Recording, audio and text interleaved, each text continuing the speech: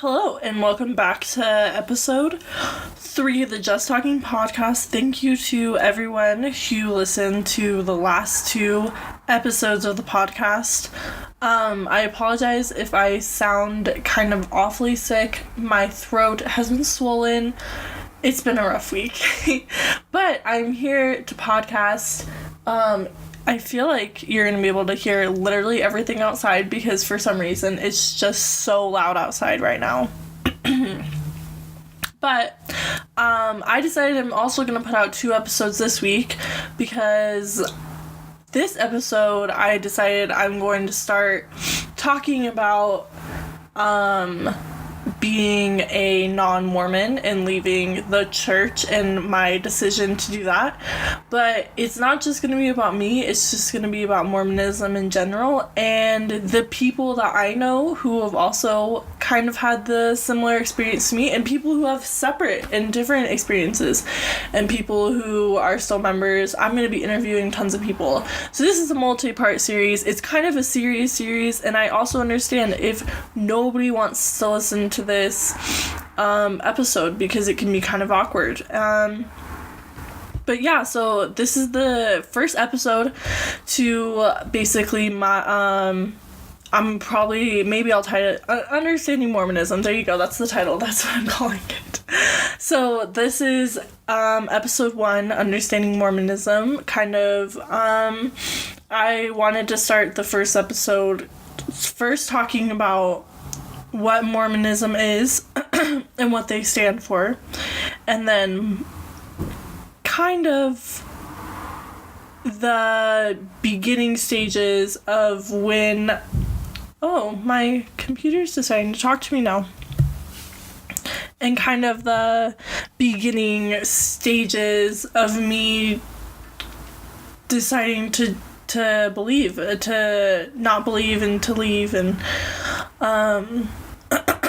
those kind of things. I don't know if that I'm actually going to get to that because I feel like just explaining what Mormonism is in the first place is kind of long and hard. So, let's get into it. Actually, I don't even know if I want to explain it because I feel like everyone who listens to it already knows what being a Mormon is. It's pretty easy to explain. Basically, I was going to look up for the Strength of Youth, which is a kind of guidebook that they use.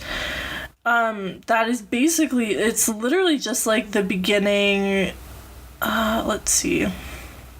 It's like what they give, like it's a pamphlet. That's the word. It's a pamphlet that's given to the young men and young women around teenage age. But like the principles in it and stuff like that, like in it, it's pretty universal for the whole church.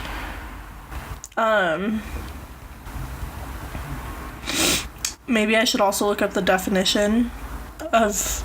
Okay, I found the pamphlet. Okay. I'm also sorry, I didn't look this up beforehand, which I should have, but the definition of being a Mormon. Let's look that up too.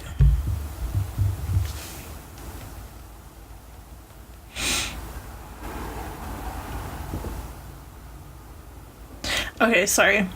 So, the definition of being a Mormon is being a member of the Church of Jesus Christ of Latter-day Saints, a religion founded in the U.S. by Joseph Smith. That's very Webster Dictionary. Okay. I feel like I could have just said this. This is the Urban Dictionary. I feel like this is how I describe Mormons, is members of the Church of Jesus Christ of Latter-day Saints, a Christian religion based on both the Bible and the Book of Mormon. Members try to be honest, chaste, respectful, and kind. They avoid using profane language, using alcohol, tobacco, drugs, having sexual relations outside marriage, etc. They just got a lot of rules. And so, let me pull up the first Strength of Youth. And basically, they have a bunch of categories going from agency to dating to the way you dress, education, entertainment, family, friends, gratitude, honesty, language, music and dancing, physical and emotional health, repentance, Sabbath day observance, service, sexual purity, tithings and offerings, work and self-reliance, go forth with faith.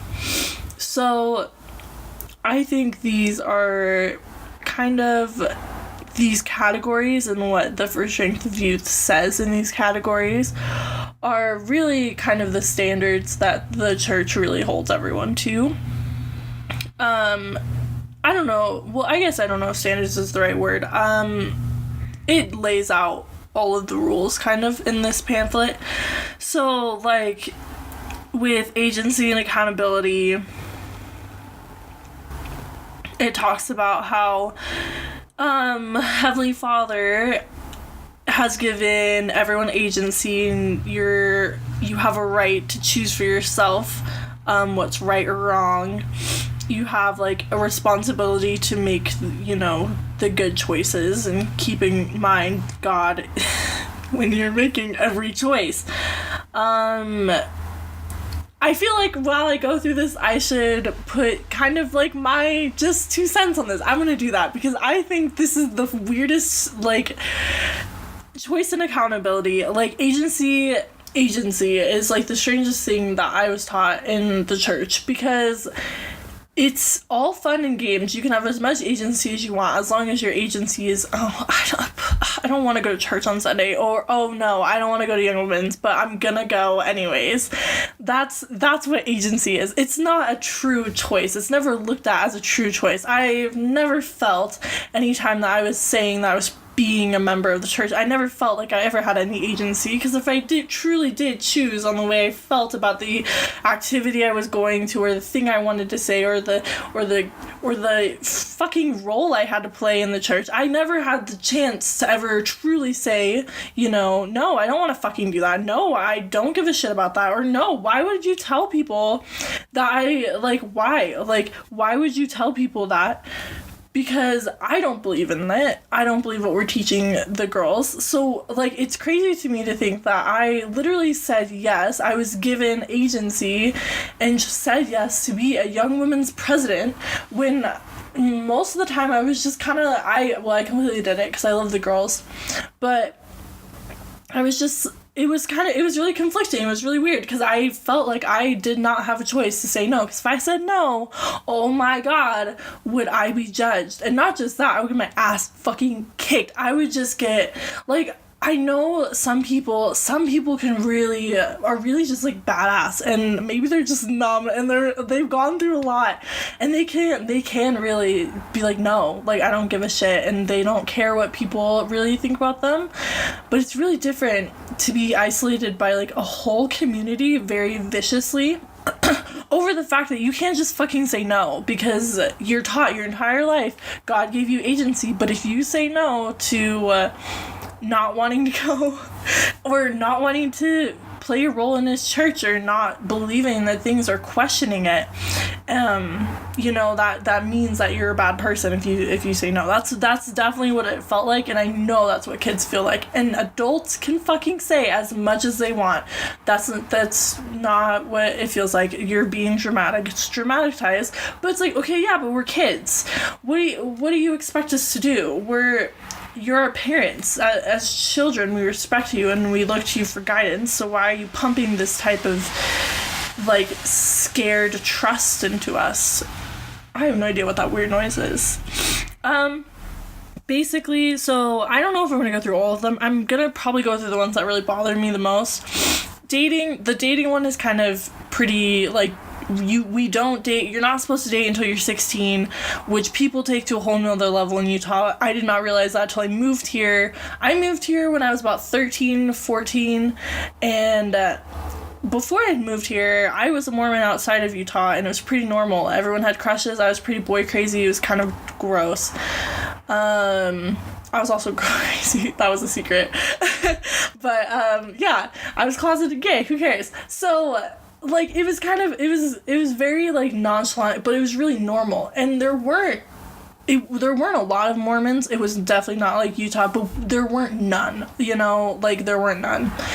It wasn't until I moved here when I first met everyone and I got my first crush and I told everyone freaked the fuck out because I wasn't 16 yet, and apparently I was not allowed to have a crush until I was 16. So I think dating is just really pumped into like no sex until marriage, which I mean, I understand, and no dating until you're 16, and when you're 16 you go on group dates. I understand that. I can see how, like, in general, some families could have a role like that without even being religious. I just do think that the church pushes it to be a little crazy. On to the next topic. Dress and appearance. Ooh, my God. Let's talk about some modesty, man. Okay, so the church is really big on dress and appearance. They say that your body is a sacred place, it's temple, and you should dress modestly. And modestly means, nothing above the knee, no shoulders, and you better cover your midriff because, bitch, Jesus is watching you. I'm so sorry. I'm gonna get struck down. But it's a way to show respect. And I think in a lot of religions, modesty plays a big part there. It definitely does kind of give women a way of showing their relationship with God, and I don't think the church shows that in a very decent way, or at least the way that I was taught. It was not preached to me in a way where I felt that if I dressed a specific way, I would have a specific relationship with God, and I think that completely is the same for everyone who, like, has ever been taught modesty in the Mormon church. The way I was taught it was that if I am not dressed modestly, then boys will look at me, and if boys look at me, then they're not going to go on missions because that will make me a slut. Like, basically, I'm being objectified 24/7, and if I'm being objectified by the men, then they can't keep their standards, and then they can't do what they're supposed to do to save our souls. So it's also shows a very, like, sexist vibe of the church, of literally just the plain objectification of women. I definitely do think it is really harsh for people to be like, oh, you can't show your shoulders, and like when non-Mormons throw that dumb shit, they're like, oh, you're so dumb, we can't show our shoulders, our midriff and stuff. There is I do think a line, and definitely if I do ever go to church, or I go to a sacred or a holy-ish place that people consider, not even just like Mormons, just any religion consider holy, I do consider to dress more conservatively, more dressed up, out of a way of respect, but I don't dress the way that I feel the church wanted me to dress. There's a very big difference from the modesty I was taught and the modesty I feel is appropriate. I was taught to be very ashamed of the way I looked, and the way that they wanted me to dress made me feel ashamed of my own body. The lessons I was taught, the way I looked at myself in the mirror when I was given these chastity lessons and lessons about modesty really, really ruined my self-esteem and the way I looked at myself. And it really did damage, the person I was. And for the longest time, I did really swing the other direction and was just like, screw that. I'm going to wear the shortest things I can find. I'm going to wear everything see-through. And it was really damaging to, like, my self-esteem because I just had to...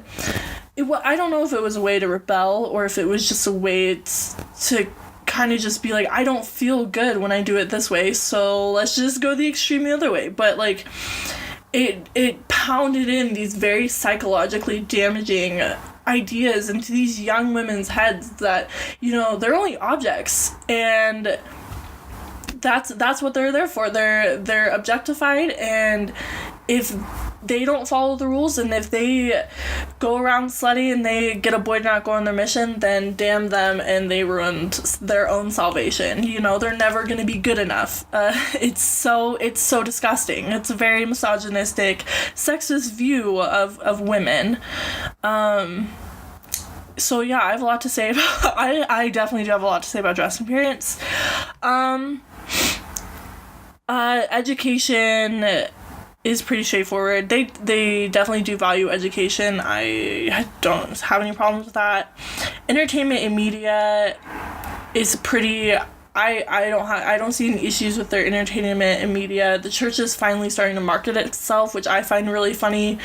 I think the church is very out of place on social media. I think any just like spiritual experience or social experience at all should never have any spiritual connotations to it. Like, I don't want to go on Instagram and see your fucking Jesus quotes, please. Like, anybody that does that, I do unfollow, because that is not the time nor place to do it. I would much rather have a spiritual and serious conversation with you in person than reading it all over your Instagram behind pink letters and your cursive quotes. Like, I'm so sick of it. Or pink backgrounds and cursive quotes. Okay. They value family. The only issues I have with the church and family is that, you know, they don't LGBTQ. They have a lot of struggles, including, I am a pansexual. I definitely do believe in the rights of being pansexual and having equal rights as everyone else. Is not anybody else's concern. I don't think... This is a side note, I don't think the government should be involved with anything like marriage. Marriage is definitely a kind of a religious experience. In a way, it's a spiritual bond between you and a person, if you look at it that way, or you can look at it that way. So I definitely do understand why I'm annoyed with the government being in it, but I really am just so annoyed that the church just really loves to tell these little white kids that it fuels that little part in them, because I feel like most racists are also really homophobic. I don't know.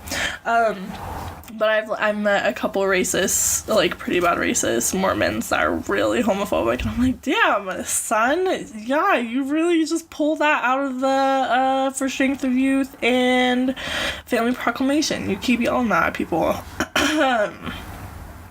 That's all I have to say about that. Okay, friends, gratitude, honesty, integrity. It's literally what it sounds like. Choose good friends. Be gracious. Honesty, integrity. Important life skills to have. Language. No swearing. That's literally all I have to say about it. Your language should be reflective of, like, you know, it should be it should just be good language. I obviously have a very hard time following that. Music and dance is kind of along the same lines. Physical and emotional health. Okay, I think we should kind of talk about this, because I think physical and emotional, well, at least emotional health is a really strange topic in the church. Because, so, like, your physical and emotional health is basically, with physical health, it starts off, your body is a temple, it's a gift from God. So they want you to follow the word of wisdom.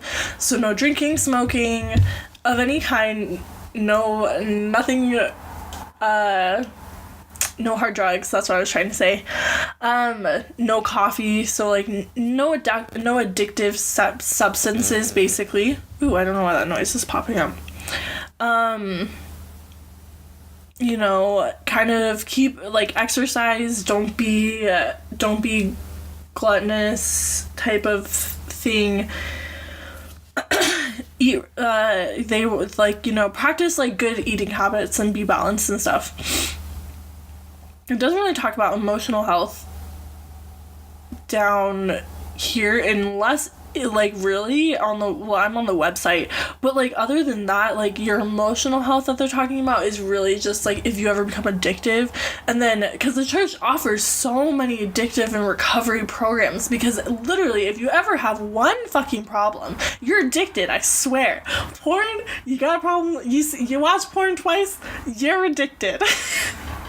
Like, you have a couple of drinks, you're addicted. Like, they just have so many fucking programs. And, like, yeah, sure, they work. I don't know if they work. I've never gone to one.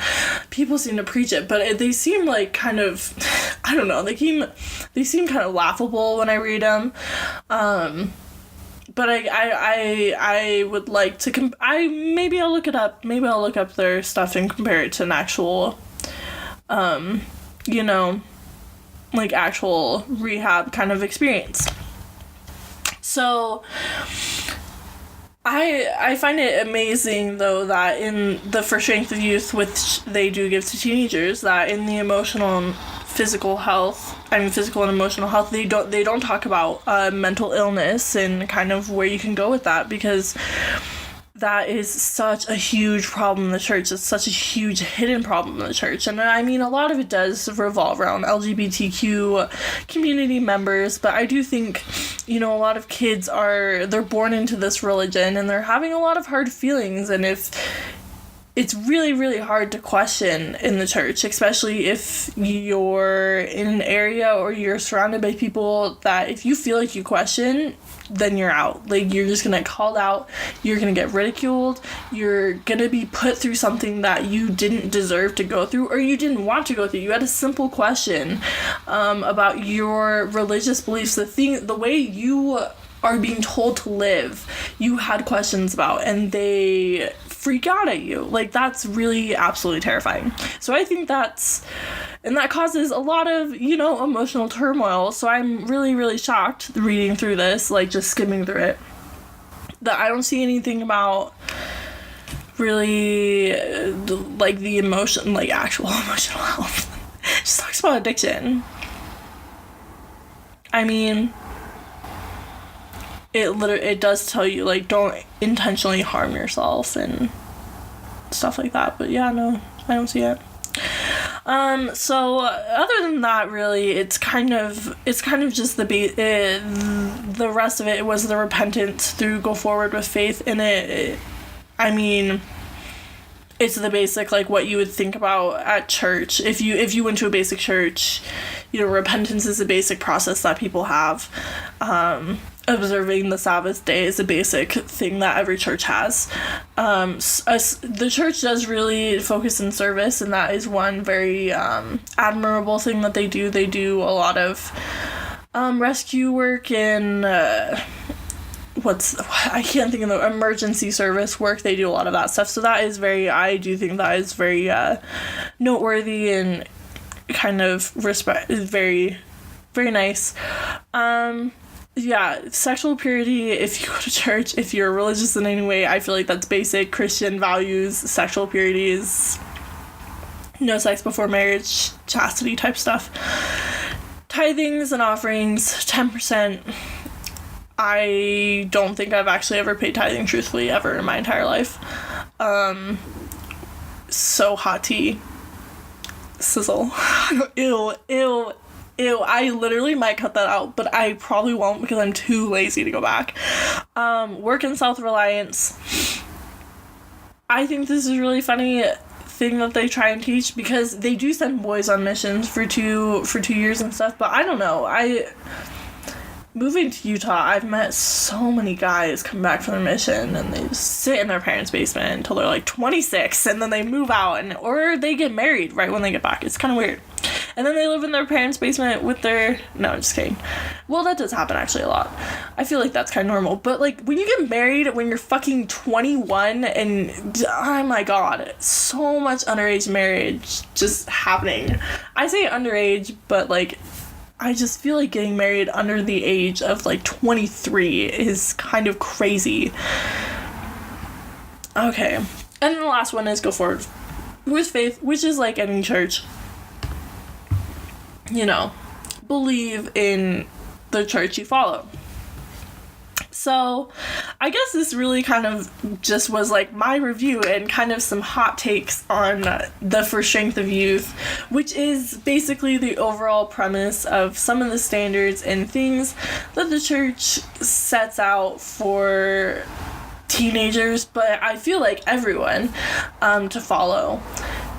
Those are and then I gave some of my opinions about them, and I would love to know some of your opinions as well, so feel free to let me know, comment down below your hot takes on all of these. If you also have like shit to say about like some of the stuff I didn't really go into, just because I do feel like some of the stuff I brushed over was like in any religion you'll find tithings and offerings, service type things. I feel like most churches offer those type of things. But also, sometimes people don't even consider the church an actual church. Most people consider it a cult. So that's another hot take. Maybe we'll talk about that next time. Hopefully next time I will have someone to interview to also talk about their experience with the church.